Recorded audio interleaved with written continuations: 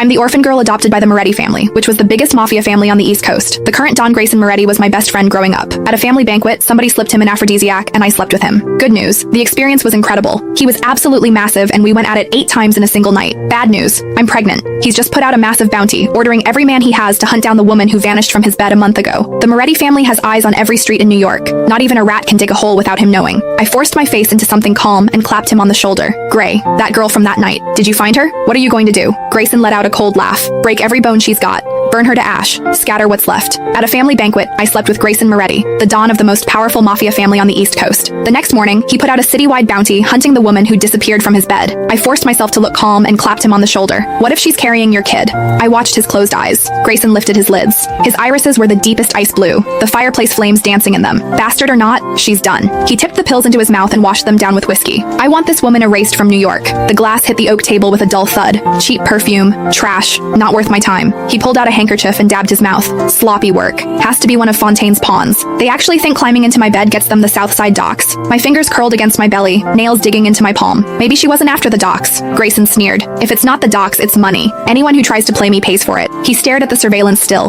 disgust in his eyes. Anyone stupid enough to pull this shit under my nose ends up in the East River. My stomach turned over. Acid rose in my throat, and I clamped my mouth shut and swallowed it back down. My esophagus burned. What's wrong? My stomach's off. I turned my head away. Grayson stood up, took the suit jacket off the back of his chair, and draped it over my shoulders. His shirt had torn open at 2 of the buttons from his earlier irritation, revealing the hard planes of his chest and the tight stretch of fabric over his cut abs. I couldn't help swallowing hard, throat suddenly dry. I couldn't help but think back to that night. I bit down hard and shook the image out of my head. Survival first. The nausea passed. I clutched the edge of his suit jacket. His gaze traveled down my face and stopped at my feet. The back of my right heel had been rubbed raw by my shoe, and blood was seeping into the leather. Grayson pulled out his phone and called Ryan, his right hand. Bring a pair of size 5 flats to the parlor. Soft soles. 3 minutes. A warmth bloomed in my chest. Was he worried about me? He hung up and dialed another number. Mia, come pick her up. Take her to the family doctor for a stomach workup. Give her 2 weeks paid leave. I don't want to see her face for a while. Mia's voice came through faintly, asking what was going on. She looks sick. It's annoying me. Right. I needed to lock in what I already knew about this man. He was cold-blooded, and he didn't go soft for any woman. Ever. Grayson hung up.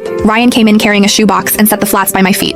Grayson, the shoes are here. Tech says the Meridian footage needs 3 more days to restore. Keep at it. Turn the city upside down. Find her. Ryan stepped out. Grayson walked over and kicked my heels under the coffee table. You're this fragile? The Morettis don't feed you? He watched me change shoes and stand up. If they don't fit, don't wear them. No one's forcing you. I looked at the side of his face, his jaw tight. He was good to me. For as long as I could remember, the number of women who got to stay close to him could be counted on one hand. I was the one he was most generous with. Money, patience, all of it. But if he ever found out that I was the trash he was talking about, the pawn who'd played him, I knew he'd drag me to the family's execution ground himself and put a bullet in my head. I folded the suit jacket and laid it on the couch. I'm heading back.